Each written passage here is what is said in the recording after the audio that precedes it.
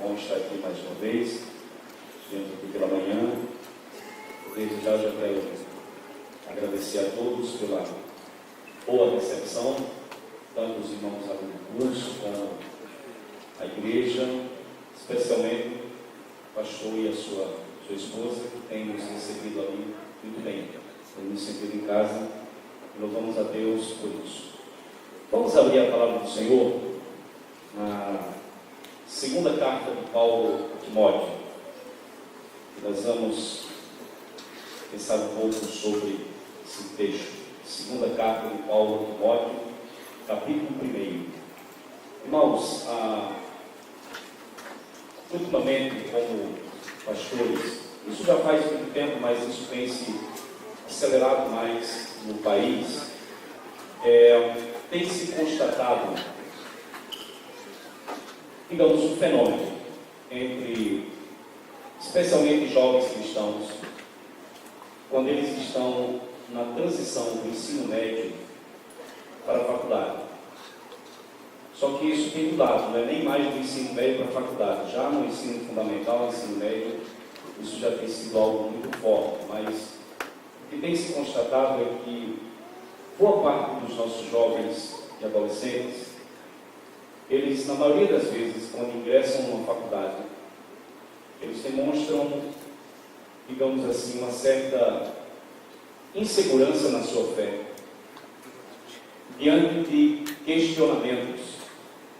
Quem aqui que faz ensino médio? Levanta a mão. Quem está fazendo faculdade? Certo. Quem já fez, um bocado de gente aí, né? Vocês devem ter percebido que, seja qual for o curso que você vai fazer, pode ser culinário, que nem sempre não tem as faculdades, mas pode ser o curso que for. Existem as chamadas disciplinas básicas. Se você fez faculdade, você deve lembrar. Se você está fazendo, também vai lembrar.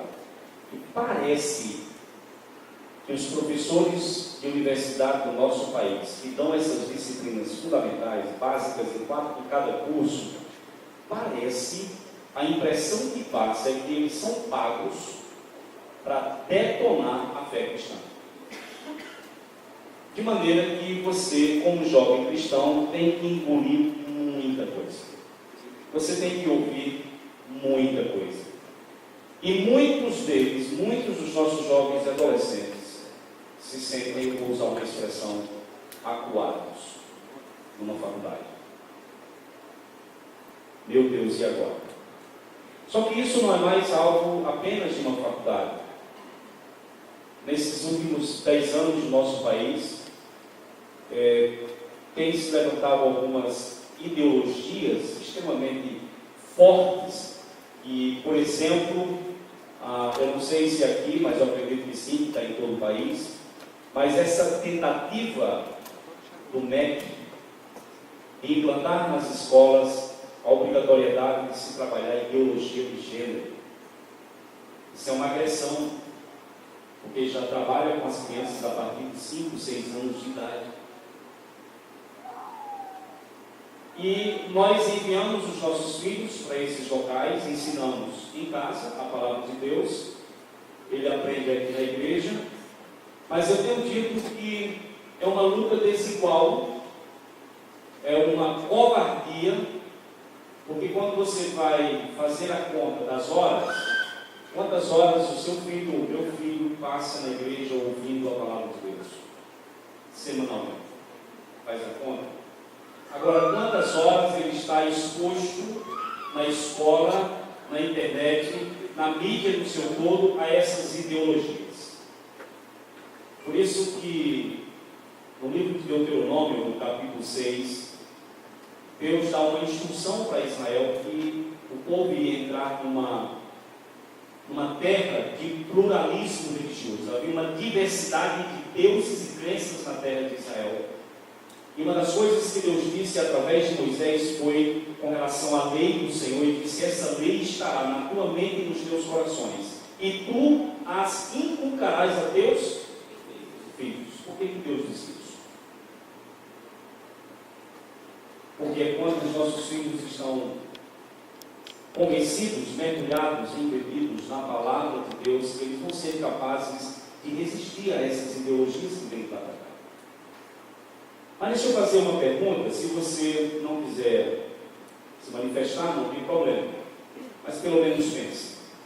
Quem aqui, jovem, adolescente, adulto, já viveu uma situação onde você se sentiu meio que envergonhado, ou sentiu vergonha, ou muito receio de se identificar como cristão? Não precisa me responder, mas eu tenho certeza que a maioria aqui já viveu situação semelhante. 2 Timóteo capítulo 1, Paulo está escrevendo para um jovem, e você então já entendeu o que era um jovem naquela época, né? E nós vamos ler a partir do versículo de número 6. Talvez durante a reflexão vocês vão entender por que eu falei isso agora no início. Capítulo 1 de 2 Timóteo, a partir do versículo 6, diz assim: por esta razão, pois, que admoesto, que reavives o dom de Deus e a em ti, pela imposição das minhas mãos. Porque Deus não nos tem dado um espírito de covardia, mas de poder, de amor e de moderação. Não te envergonhes, portanto, do testemunho de nosso Senhor, nem do seu encarcerado, que sou eu. Pelo contrário, participa comigo dos sofrimentos a favor do Evangelho, segundo o poder de Deus, o qual nos salvou e nos chamou com santa vocação, não segundo as nossas obras, mas conforme a sua própria determinação e graça, que nos foi dada em Cristo Jesus, antes dos tempos eternos, e manifestada agora pelo aparecimento de nosso Salvador Cristo Jesus, o qual não só destruiu a morte, como trouxe à luz a vida e a imortalidade mediante o Evangelho, para o qual eu fui designado pregador, apóstolo e mestre, e por isso estou sofrendo estas coisas. Todavia, não me envergonho, porque sei em quem tenho crido, e eu estou certo de que Ele é poderoso para guardar o meu tesouro até aquele dia. Mantenha o padrão das sãs palavras que de mim ouviste com fé e com amor que está em Cristo Jesus. Guarda o bom depósito, mediante o Espírito Santo que habita em nós. Estás ciente de que todos os da Ásia me abandonaram. Dentre eles cito Fígelo e Hermógenes. Conceda o Senhor misericórdia à casa de Onesíforo, porque muitas vezes me deu ânimo e nunca se envergonhou das minhas algemas. Antes, tendo ele chegado a Roma, me procurou solicitamente até me encontrar. O Senhor lhe conceda naquele dia achar misericórdia da parte do Senhor. E tu sabes, melhor do que eu, quantos serviços me prestou ele em Éfeso. Amém? Deixa o texto aberto, não feche a sua Bíblia. Vamos orar mais uma vez. Pai, nós bendizemos o teu nome por mais essa oportunidade de estarmos na tua casa. Aqui estamos nós, o teu povo, diante da tua presença, diante da tua palavra, precisando, ó Deus, ouvir a tua voz. E nós queremos pedir ao Senhor, que inspirou no princípio o apóstolo Paulo para escrever esse texto, e que hoje nos ilumina para perceber as verdades desse texto, ó Deus, que serve de edificação e crescimento para as nossas vidas. Eu coloco aqui diante do Senhor cada um que está sentado nesses bancos, pedindo que a graça, que a iluminação do Espírito Santo do Senhor possa estar sobre cada um, para que aquilo que há de ser ministrado possa, Deus, produzir mudanças, transformações em nossas vidas e em nossos corações. Nós pedimos isto ao Senhor, em nome de Jesus. Amém e amém. Irmãos, quando o apóstolo Paulo escreveu esta carta, Timóteo ainda era relativamente jovem. Se você observar a primeira epístola, no capítulo 4, verso 12, Paulo precisou escrever e dizer para Timóteo: ninguém despreze a tua mocidade. Essa segunda carta foi escrita mais ou menos 1 ano ou 2 anos depois que Paulo escreveu a primeira. E nessa carta, na segunda, no capítulo 2, verso 22, Paulo também disse para Timóteo: foge das paixões da mocidade. Se nós partimos do pressuposto de que Timóteo tinha cerca de 20 anos, quando ele foi recrutado pelo apóstolo Paulo, no capítulo 16 de Atos, se ele tinha esses 20 anos, conforme alguns acham que ele tinha, então, Timóteo agora, nessa segunda carta, ele devia ter cerca de 30 e poucos anos de idade. E aí você está pensando, talvez, pastor, e ele já não era adulto? Ok. Esta fase da vida, para gregos e romanos, ainda era uma fase que estava dentro do que nós chamamos de juventude, mas eles também chamavam isso de juventude. Por exemplo, para os gregos e para os romanos, havia somente 2 níveis de idades reconhecidos. Até os 40 anos de idade, um grego chamaria você de neos, e um romano te chamaria de juvenis. Passou dos 40 anos de idade, aí um grego chamaria você de geron, e um romano te chamaria de senex. Então eles dividiam basicamente dessa forma. Por isso que Timóteo, tanto na primeira epístola como na segunda epístola, é chamado por Paulo e tratado por Paulo como sendo um jovem, mas ele já tinha 30 e poucos anos de idade quando Paulo escreveu essa epístola. Mas quando você vai lendo essas epístolas de Paulo, você percebe que Timóteo, além de ser relativamente jovem, ele era muito tímido.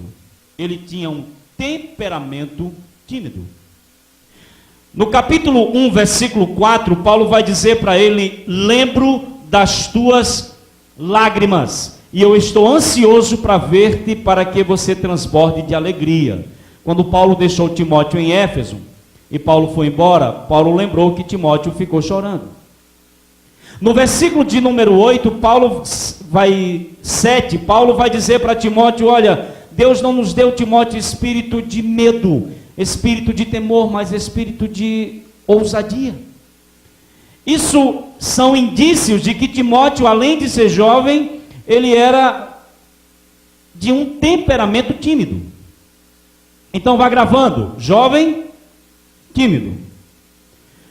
Agora, além de jovem e tímido, se você olhar o capítulo 2, o versículo de número 23, deixa-me ver aqui se é exatamente o capítulo 5 da primeira epístola, o versículo 23, Paulo vai dizer: não continues a beber somente água, usa um pouco de vinho, por causa de quê?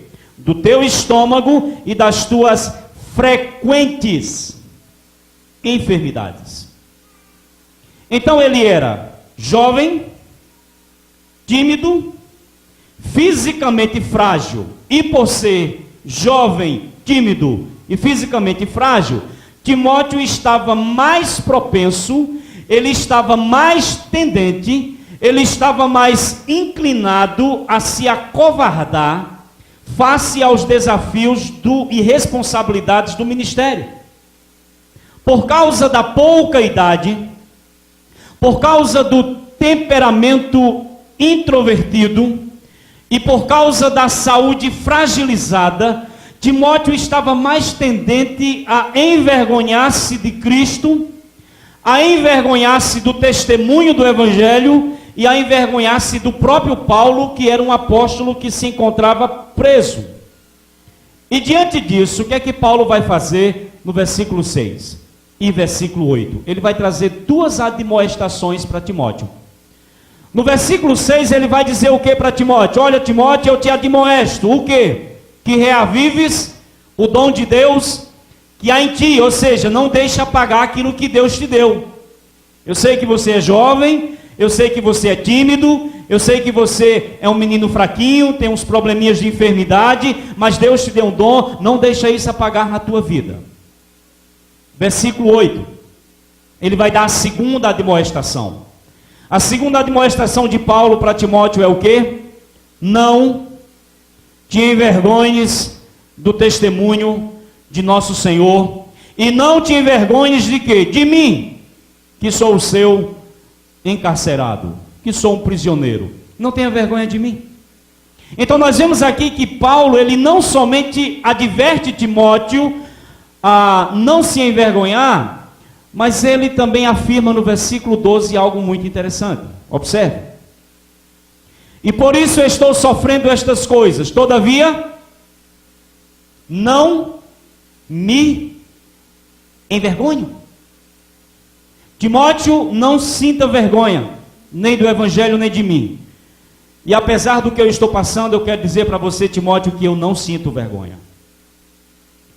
Mas quando você olha o versículo de número 16, ele vai falar de um homem chamado Onesíforo, que era da Ásia, e ele disse: Onesíforo nunca se envergonhou das minhas prisões, das minhas algemas. De maneira, irmãos, que nós vemos que nesse capítulo aqui, existe uma ideia central. Qual é?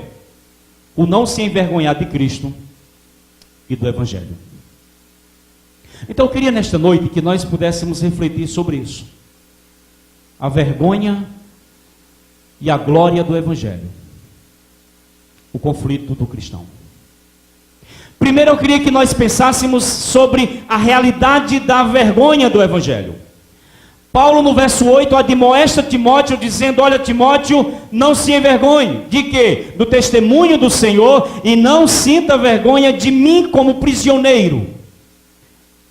Irmãos, naquela época, e eu acredito que hoje também, mas naquela época, correntes e aprisionamentos era em geral motivo de vergonha.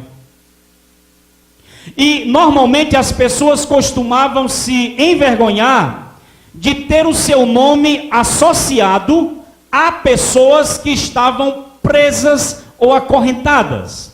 De maneira que Paulo precisa dizer para Timóteo: não tenha vergonha de mim, que sou um preso. Porque o que é que o pessoal da Ásia fez? Versículo 15, dê uma olhada no verso 15. Ele vai dizer: estais ciente de que todos os da Ásia me abandonaram. E ele ainda coloca dois nomes, Fígelo e Hermógenes. Eu destaco esses dois, mas eles me abandonaram.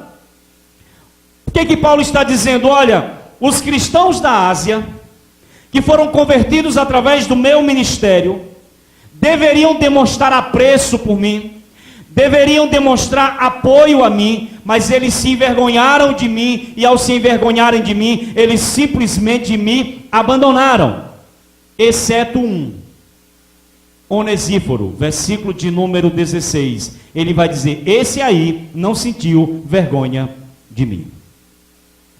E aí no verso 12, Paulo vai reafirmar que apesar da sua situação, ele não se envergonhava. Irmãos, seguramente, pode ter certeza do que eu vou dizer para vocês.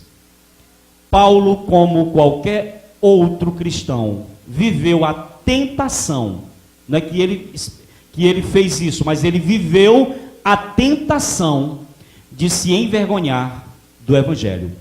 Por isso que escrevendo aos Romanos, ele vai dizer: não me envergonho do Evangelho.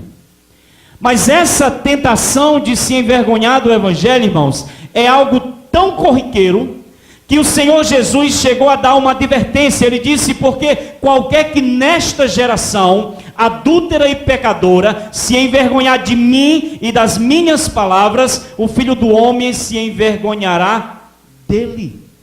Por que que Jesus trouxe essa advertência? Porque há uma tentação ao longo da história da fé cristã de pessoas se envergonharem de Cristo e do Evangelho. Então não é diferente, nós experimentamos hoje essa mesma tentação. Tem alguns aqui que em reuniões de família, que tem um bocado de gente não crente, tem vergonha do Evangelho, ou vergonha de se identificar como cristão, ou de testemunhar do Evangelho para a família. Alguns têm vergonha de se identificar como cristão na escola, na faculdade. E aí eu lembro de um testemunho, não sei se vocês já ouviram falar do pastor Jorge Linhares. Ele é pastor da Igreja Batista Getsemane em Belo Horizonte. E ele contou sobre uma experiência do primeiro dia de faculdade de um filho dele. Ele todo feliz da vida, coloca o filho no carro, leva o filho para a faculdade. Que alegria para um pai, né? Levar um filho para a faculdade. E aí, no final da aula, ele foi buscar o filho. E quando o filho entrou no carro, ele disse que percebeu que o filho estava abatido, estava triste. E ele perguntou: e aí, meu filho, como é que foi o primeiro dia de aula? Disse que o filho, de cabeça baixa, disse: pai, eu estou aqui morrendo de vergonha do meu Deus. E o que aconteceu? Ele disse: o primeiro professor que entrou em sala de aula, a primeira coisa que ele disse quando se reportou aos alunos foi: eu quero saber quem nessa sala é cristão. Foi a primeira. Eu queria que você que é cristão se identificasse aqui nesta sala. Sabe quantos levantaram a mão para se identificar e dizer: eu sou cristão? Isso na UFMG em Belo Horizonte, na sala de aula. Nenhum. Inclusive o filho do pastor Jorge Linhares. E aí esse professor, quando percebeu que ninguém levantou a mão para se identificar como cristão, o professor disse: é porque eu queria dizer para vocês que eu sou cristão. E eu quero dizer que a minha fé, o que eu creio como cristão, não vai interferir em nada no conteúdo que eu tenho que passar para vocês como professor. Então a vergonha que ele sentiu é porque ele disse: eu neguei o meu mestre, eu não consegui me identificar numa sala de aula, porque eu imaginava que aquele professor estava ali exatamente para expor ao ridículo qualquer um daqueles alunos que se identificasse como cristão, mas ele mesmo se identificou como cristão. E eu estou aqui profundamente envergonhado, meu pai, disse ele para o pastor Jorge Linhares. Meus irmãos, essa experiência do pastor Jorge Linhares tem sido a experiência de centenas e centenas de jovens cristãos nas universidades do nosso país, que sentem vergonha de se identificar como cristãos, porque ao fazerem isso, ele seguramente será rejeitado, escanteado, criticado, zombado, exposto ao ridículo, muitas vezes em sala de aula, por professores e por colegas. Então a vergonha do Evangelho é uma realidade atual e que tem colocado não só o jovem, mas o cristão diante de um conflito. Um escritor chamado John Stott, ele diz o seguinte, que o nome de Cristo, o povo de Cristo e o Evangelho de Cristo continua sendo os três modos mais importantes pelos quais os cristãos são tentados a envergonhar-se de Cristo. Mas eu queria fazer uma pergunta nesta noite. Irmãos, no que consiste a vergonha do Evangelho? Porque o Evangelho tem o potencial de nos expor a situações vergonhosas. Por que o Evangelho tem esse potencial de nos colocar como cristãos diante de situações que provocam em nós a vergonha? Aqui eu queria que você, por favor, acompanhasse bem essa linha de raciocínio, para que você entenda por que o Evangelho tem esse potencial. A primeira coisa que nós precisamos pensar nesta noite é a seguinte: onde existe pregação fiel, e onde existe vivência genuína do Evangelho, existe oposição ao Evangelho e ao mensageiro do Evangelho. Eu vou repetir. Onde existe pregação fiel e vivência genuína do Evangelho, vai existir oposição ao Evangelho e ao mensageiro do Evangelho.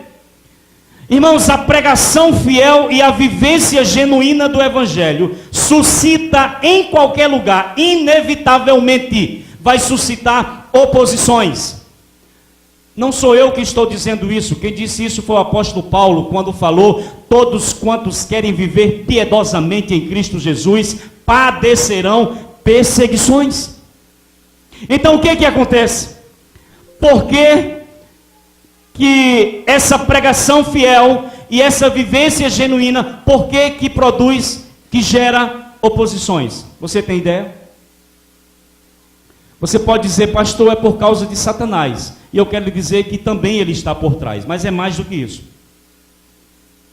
Você sabe por que a pregação genuína e a vivência genuína do Evangelho provoca e produz oposições? É exatamente, irmãos, porque os homens se sentem ofendidos pelo Evangelho.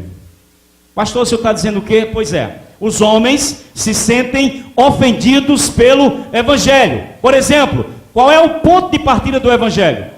Você pode dizer: é o amor de Deus. De fato, Deus nos ama. Mas quando eu vou pregar o Evangelho, existe um ponto de partida. Para que eu apresente um Salvador, o cara que está diante de mim precisa primeiro reconhecer que é o quê? Que é o quê? Pecador. E sinta necessidade de um Salvador.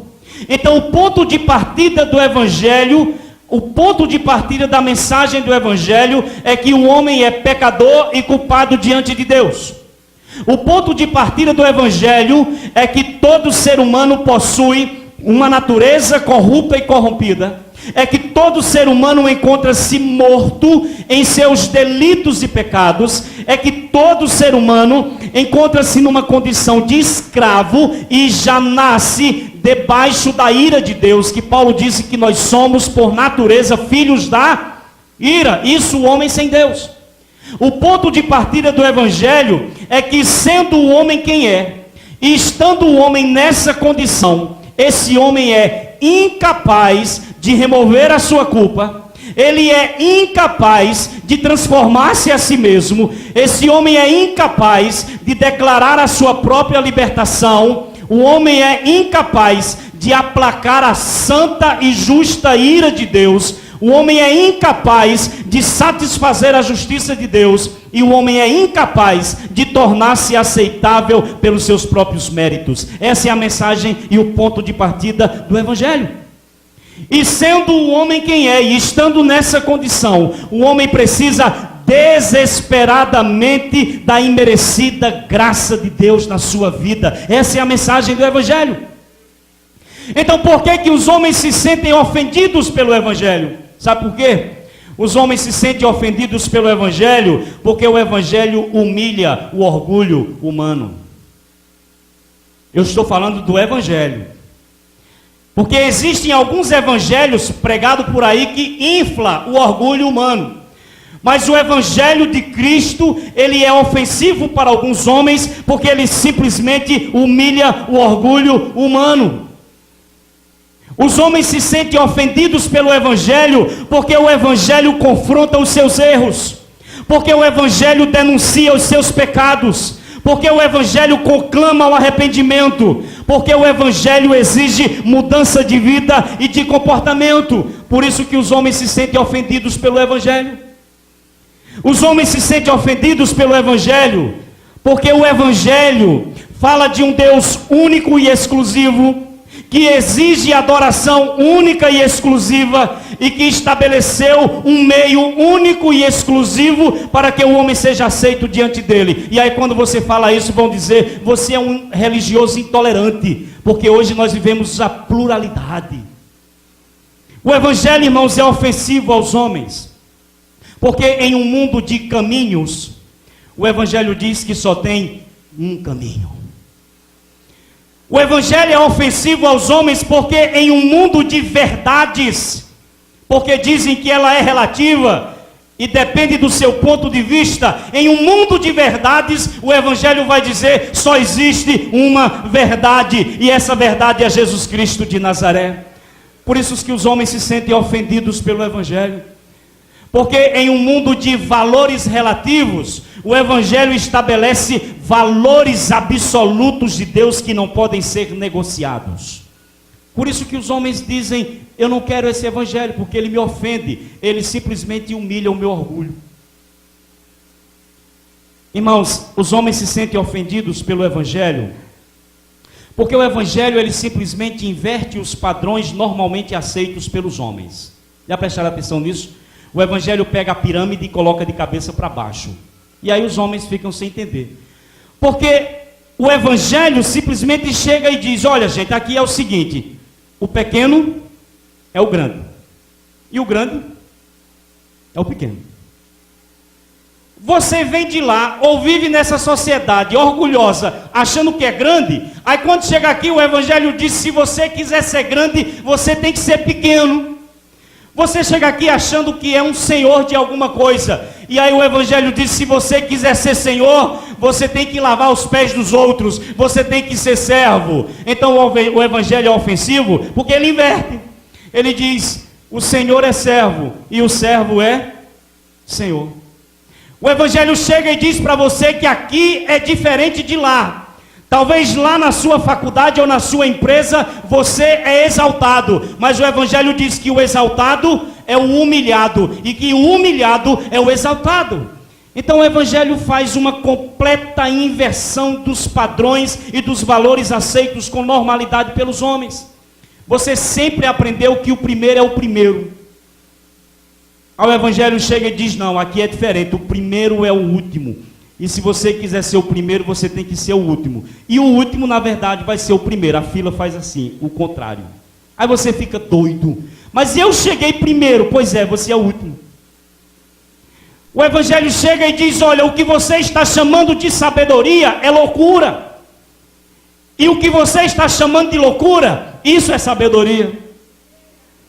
O Evangelho chega e diz, o que você está chamando de ganho, isso é perda.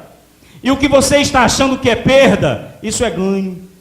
Então o Evangelho faz uma completa inversão. Então o que acontece? Os homens, ofendidos pelo Evangelho, eles vão reagir. Então como é que eles vão reagir? Eles vão reagir com ódio, eles vão reagir com aversão, eles vão reagir com afronta, eles vão reagir com zombaria, eles vão reagir com rejeição, eles vão reagir com você com desprezo, com humilhação, com perseguição e com ameaças de morte. Porque simplesmente ele está se sentindo ofendido. Agora é aqui que entra a história. Diante da reação dos homens, nós somos tentados a quê? A nos envergonhar. Sentindo-se acuados, excluídos do grupo, alvos de desprezo e ridicularização, lá onde você vive ou estuda ou trabalha, sentindo-se muitas vezes ou visto como louco, como um religioso fanático, e dependendo do seu professor, se ele for daqueles bem ferrenho, ele vai dizer que você como cristão é um indigente mental, você é uma massa de manobra da religião. Então eles tentam te humilhar o máximo que eles podem, e aí muitas vezes o que acontece? Não querendo passar por esse vexame, nós temos uma tendência a nos envergonhar do Evangelho. Mas o que é que Paulo disse para Timóteo? Não te envergonhes. O que é que Paulo disse acerca dele mesmo? Eu não me envergonho. E o que é que ele disse acerca de Onesíforo? Ele não se envergonhou. E aqui entra a segunda parte da mensagem. A realidade, irmãos, da vergonha do Evangelho foi essa que eu citei para vocês. Mas eu disse que eu falaria com vocês sobre a vergonha e a glória do Evangelho. Então eu queria que nós pensássemos agora sobre o enfrentamento da vergonha do Evangelho. Como você enfrenta isso? Então grave isso aí no seu celular, ou na sua cabeça, ou no seu coração. Melhor no coração. A melhor maneira de você enfrentar a vergonha do Evangelho é procurando entender a natureza e a glória do Evangelho. Eu vou repetir. A melhor maneira de você enfrentar a vergonha do Evangelho é procurando entender a natureza e a glória do Evangelho. Por exemplo, versículo 9, o que é que Paulo diz? Falando do Deus que segundo o seu poder o salvou, no verso 9 ele vai dizer que ele nos salvou e nos chamou com santa vocação, não segundo as nossas obras, mas conforme a sua própria determinação e graça que nos foi dada em Cristo Jesus, quando? Antes dos tempos eternos. Então nós não devemos nos envergonhar do Evangelho, porque o Evangelho são as boas novas. Nós não devemos nos envergonhar do Evangelho, porque o Evangelho é o anúncio da salvação de Deus que chegou aos homens. Não devemos nos envergonhar do Evangelho, porque o Evangelho é a proclamação do nascimento do Salvador do mundo. Nós não devemos nos envergonhar do Evangelho, porque o Evangelho é exatamente a mensagem do caminho de salvação. Não devemos nos envergonhar do Evangelho, porque o Evangelho é a mensagem de que Deus nos salvou e nos chamou para uma santa vocação, para vivermos em santidade de vida. E aí no versículo 10, veja o que é que Paulo vai dizer. Que esse Evangelho, esta graça, essa determinação, que foi antes dos tempos eternos, ela foi manifestada quando? Agora. Em que momento? Pelo aparecimento do nosso Salvador, Cristo Jesus. Não devemos nos envergonhar do Evangelho, porque o Evangelho diz que essa salvação eterna, ela se manifestou em algum momento da história com a vinda de Cristo, e no momento que ele assume ali a cruz do Calvário, e ali ele assume os nossos pecados. Agora veja o versículo de número 10, a parte B, ele vai dizer que esse Jesus Cristo não só destruiu a morte, como ele também trouxe à luz a vida, a imortalidade mediante o Evangelho. Quando você entende essa natureza do Evangelho, quando você começa a perceber que o Evangelho fala de um Salvador que destruiu a morte, que aboliu a morte, que tornou a morte inoperante, você começa a perceber que o Evangelho é muito glorioso. Foi por causa de Cristo, irmãos, que hoje nós podemos dizer o que Paulo disse: tragada foi a morte pela vitória. Onde está, ó morte, a tua vitória? Onde está, ó morte, o teu aguilhão? Paulo está dizendo: olha, Timóteo, não se envergonhe, porque o Evangelho fala de um Cristo que veio e que trouxe à luz a vida e a imortalidade. É por causa dele que nós ressuscitaremos, é por causa dele que nós ganharemos corpos glorificados, incorruptíveis e imortal, é por causa dele que nós reinaremos em vida. Perceba, Timóteo, essa glória do Evangelho e não se envergonhe. Versículo 12. Por que nós não devemos nos envergonhar do Evangelho? No verso 12, Paulo disse: porque eu estou sofrendo estas coisas, todavia eu não me envergonho. Por quê? Porque eu sei em quem eu tenho crido, e eu estou certo que ele é poderoso para guardar o meu depósito até aquele dia.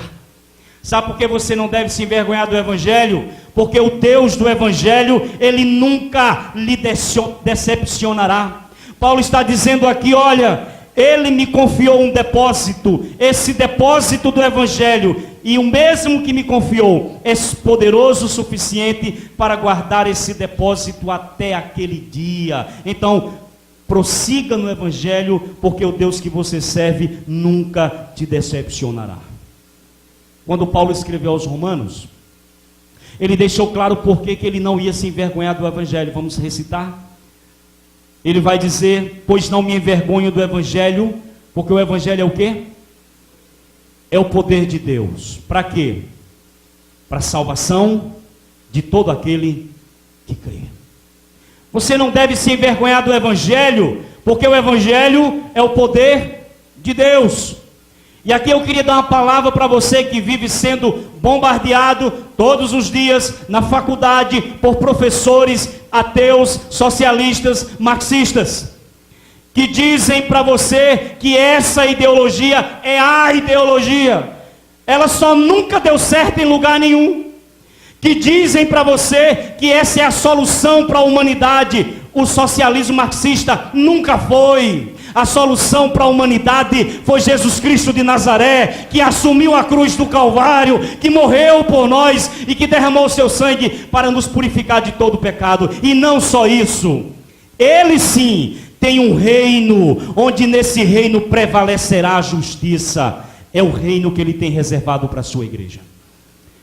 Talvez você deposite a sua esperança em algumas ideologias, sejam ideologias de filósofos ou ideologias partidárias.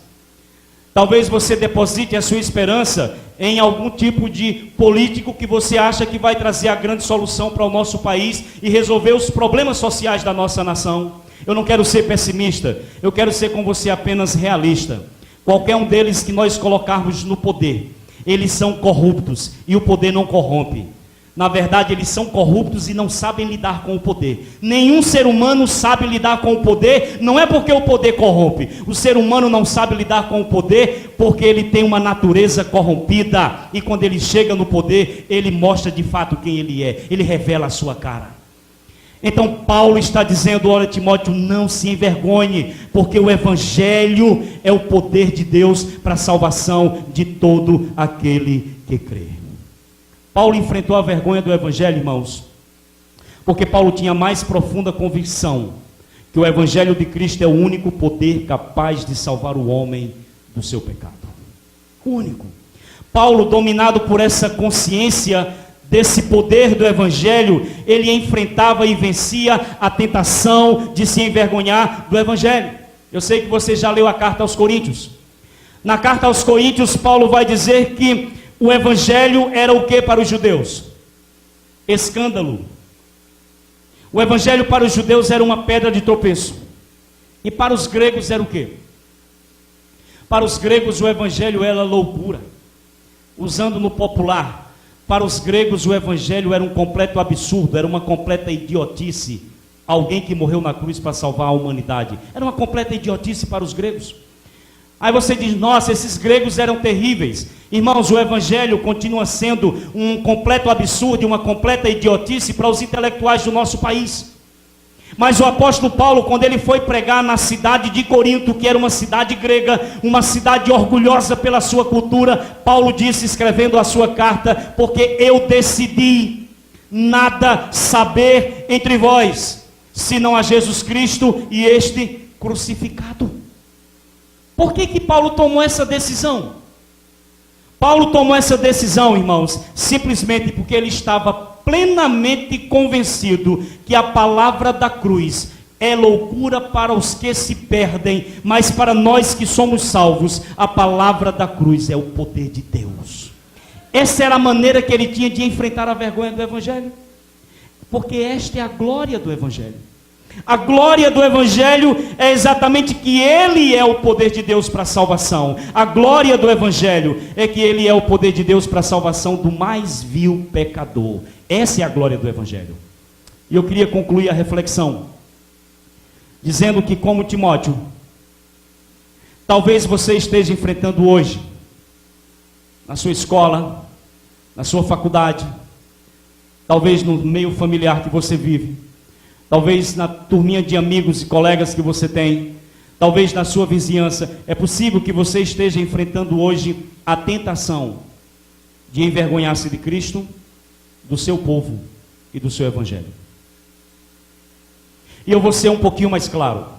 Talvez, por vergonha, você esteja vivendo hoje como um agente secreto de Cristo. Você tem utilizado dos mais diversos disfarces, porque você não quer que percebam que você é seguidor do Nazareno. Já passou um ano na sua escola, na faculdade, já passou 2 anos, e periodicamente você troca o disfarce, mas não assume a sua identidade. Lembram de Daniel? Daniel, quando foi baixado aquele decreto que não se deveria fazer nenhuma oração para Deus nenhum, durante 30 dias, a não ser ao rei Nabucodonosor, alguém lembra o que foi que Daniel fez assim que ele recebeu a notícia do decreto? Alguém lembra? que é que ele fez? Ele foi para a casa dele, abriu a janela e foi orar. Ele poderia dizer: rapaz, deixa eu orar escondido aqui, deixa eu fechar aqui para ninguém ver. Mas ele abriu a janela e orava voltado para Jerusalém, porque ele jamais se escondeu como servo do Deus Altíssimo. Talvez alguns de vocês estejam aí na sua escola ou na sua faculdade, sendo tentado a envergonhar-se do Galileu, com medo de ser exposto ao ridículo. E aí você tem omitido e você tem negado a sua fé. Mas eu quero lhe dizer uma coisa nesta noite, eu quero te dar exatamente o conselho que Paulo deu a Timóteo. Qual foi? Não te envergonhes do testemunho do nosso Senhor. Não te envergonhes. Pastor, eu tenho um motivo para não me envergonhar? Tem. O motivo para você não se envergonhar é exatamente a glória do Evangelho. Pastor, e o que é a glória do Evangelho? A glória do Evangelho é aquilo que Cristo disse: qualquer que me confessar diante dos homens, eu o confessarei diante de meu Pai que está nos céus. Essa é a glória do Evangelho. É você poder naquele dia chegar lá e o Senhor poder dizer: esse aqui, Pai, é meu, foi comprado por mim, me serviu na terra. Ele simplesmente me confessou como Senhor da sua vida. Ele não teve vergonha de mim. Então, assim como ele me confessou lá, eu estou confessando aqui diante do Senhor: esse aqui é meu. Essa é a glória do Evangelho. Não te envergonhes do Evangelho. Por quê? Porque o Evangelho é glorioso demais. E onde é que está a glória dele? A glória do Evangelho é você poder chegar naquele dia, lá no final, e você poder ouvir: vinde, benditos de meu Pai, possuí por herança, entrai na posse do reino, e possuí por herança o reino que vos está preparado desde a fundação do mundo. Essa é a glória do Evangelho. Por isso que Paulo disse: Timóteo, não se envergonhe. Eu, Paulo, prisioneiro, eu não me envergonho. Onesíforo na Ásia não se envergonhou. Então você em São Carlos, não se envergonhe do Evangelho, porque ele é glorioso. Vamos ficar de pé e vamos orar ao Senhor nesta noite. Aleluias. Eu queria que você fechasse seus olhos, que você não saísse daqui nesta noite sem conversar com o Senhor. Eu gostaria de apenas dar algumas diretrizes para a sua oração. Primeiro é que se em algum momento da sua caminhada como crente, fique com seus olhos fechados, você por alguma razão se envergonhou do Evangelho e teve medo de se identificar como seguidor do Nazareno e do Galileu, nesta noite você pode pedir perdão ao Senhor e dizer: Senhor, nunca mais eu vou me envergonhar do teu nome, porque o Evangelho é glorioso.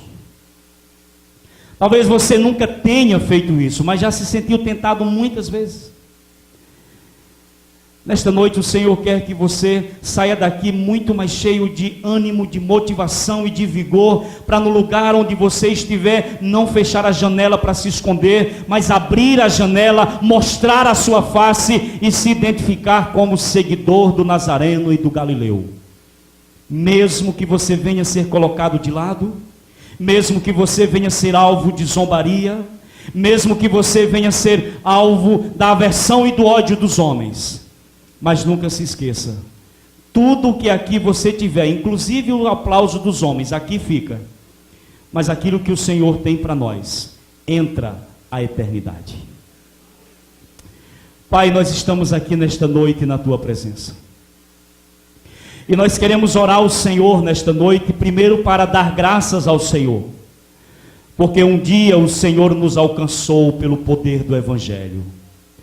Porque um dia nós estávamos mortos em nossos delitos e pecados, mas simplesmente o Senhor nos amou e nos ressuscitou em Cristo Jesus.